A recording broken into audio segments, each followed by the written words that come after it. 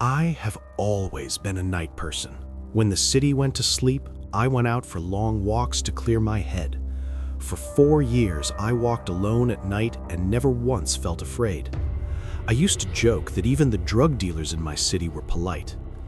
That all changed in just a few minutes on a Wednesday night between 1 and 2 in the morning.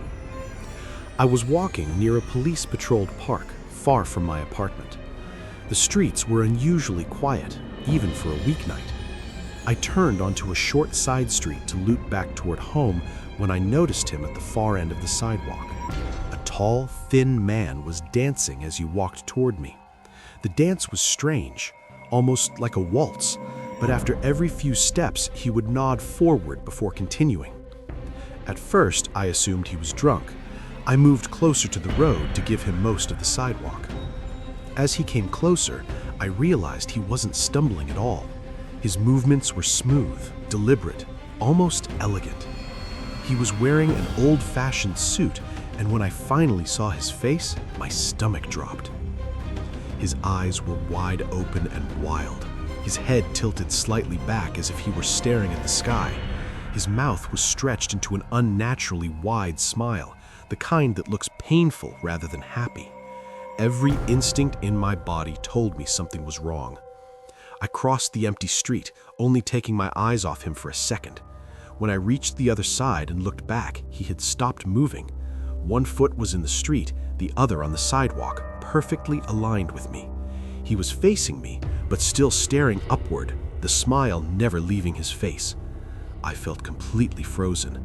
I began walking again, keeping my eyes on him. He didn't move.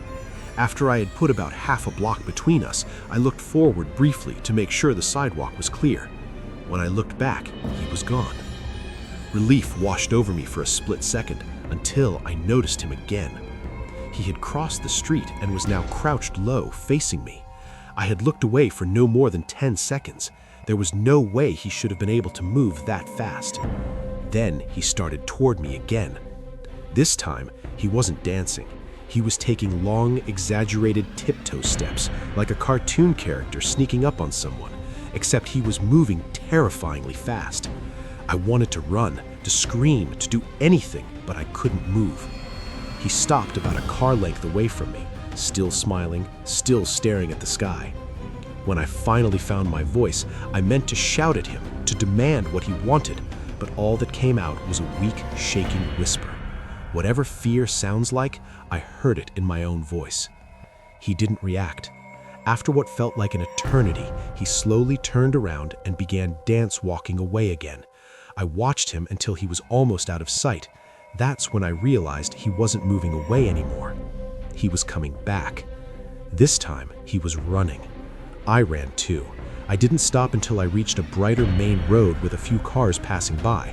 When I looked back, he was gone.